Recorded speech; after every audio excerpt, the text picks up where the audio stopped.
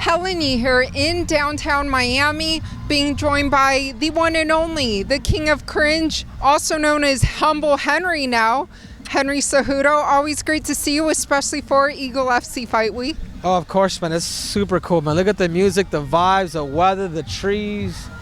Man, this is a beautiful place to be at this time of the year here in South Beach. I'm excited. Yeah, so speaking of being excited, and tomorrow Eagle FC 47 goes down, which fight are you most excited for? They're all good fights, man. When I think I have like a pinpoint fight that's gonna be fight of the night, man, there's always like 2 or 3 that go above that. You know, we saw like the majority of the cards at Eagle FC, how great the cards have been. So, man, there's a lot, but I'm gonna have to go with the co-main event. I'm gonna have to go with Thiago Alves and Hector Lombard. I think they're 2 veterans that have, you know, they've been through a lot in the sport, you know, that are former training partners, and I just want to see them, man. I think it's cool to see these guys, you know, go at it. Yeah, it's definitely an interesting storyline. And speaking of interesting, in that main event yesterday at the press conference, Khabib said if JDS gets past Yorgan, that he wants to set up a fight against Fedor. What do you make of that? I like it. I love the fact what Khabib's doing. Like, he's really thinking outside the box.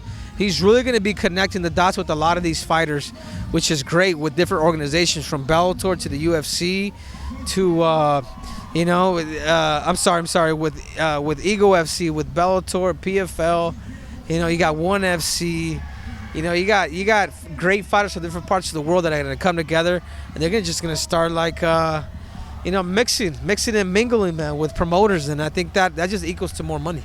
Well, many people consider you the GOAT of combat sports, but when you look at the heavyweight GOATs, do you consider Fedor that, or do you consider Stipe, or who? Oh man, yeah, I've always thought Fedor, man. But what he was able to do in Pride against the elite of the elite, that's when all these fighters were just at one organization.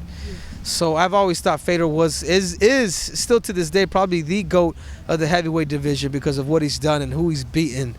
You know, and yeah, man, I'd love to see Fedor fight at Eagle FC. Yeah. Seeing him fight in that little cage, they take one step and they're throwing blows.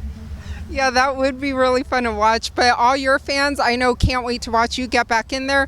I saw you and Aljamain talk with DC not too long ago.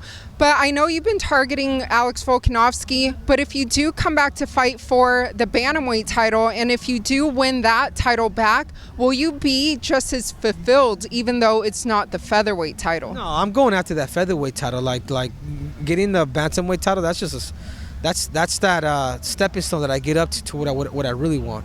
So that's the way I see it. So if I have to go through these guys, I mean, I would have preferred to just give me Volkanovski for what I've done, you know. But they're not gonna give them to me, man. Like, I'm not GSP, you know what I'm saying? I don't have good hair. I don't know what the hell it is.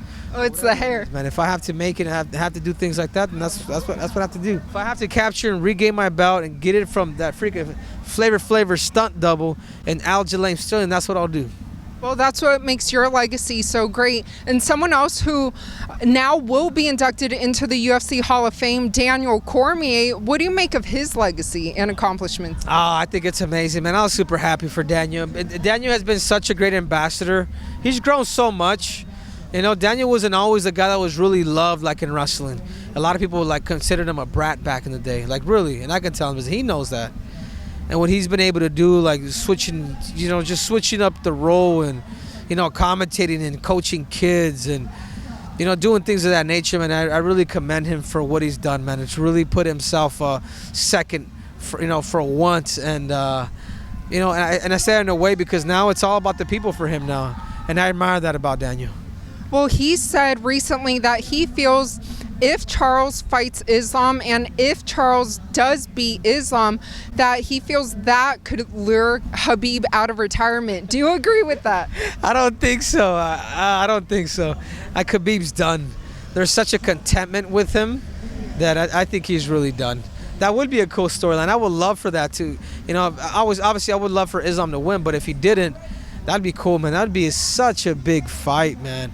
If you really think about it, like Khabib, that would be the biggest fight in mixed martial arts history, like even bigger than Conor and Khabib, because it's just the story, man. You know what I'm saying? I would love to see that, but I don't think so. I think Khabib's done. Well, we always talk about a lot of fighters and great fighters that you've been training. One of them most recently, or not too long ago, Jon Jones. He's slated to soon make his heavyweight debut against Stipe Miocic. How do you see that one playing out? Jon Jones, that's easy work for Jon. And even Jon holding out for like money or whatever, I think it was more of the fact that he also needed a break. He also needed to just enjoy life and see life, and you know what I'm saying, without having the pressure of people just wanting to see him fight or whatever, for him to be an entertainer to the world. He wanted, it's like me, man. We wanted to be entertained for damn once and enjoy life and discover new things. Like for him, like to spend time with his family. I think about that stuff too. But this is for the same reason, man. Like I see everybody as a dollar sign. Everybody to me is a damn dollar sign now, and that's my motivation. Because I've done so much in combat sports that I'm in it for the money, ladies and gentlemen. And lastly, someone else that you've worked with as well, Jiri. He has a huge fight against Glover Teixeira coming up in a couple weeks. How do you see that one playing out? Yeah, I see Jiri. Yuri's gonna have to go for broke and really use his striking, man, and take the opportunity, seize the opportunity, because Glover's wrestling is really good. I wish Jiri would have spent a little more time with the wrestling stuff, but I know Captain Eric has a good plan for him, and that they've been in communications, and I've been in communication with them too, but it's different when you're actually there. So I want to wish Jiri all the best luck in the world, and he came to the MMA Whisperer, which has been cool.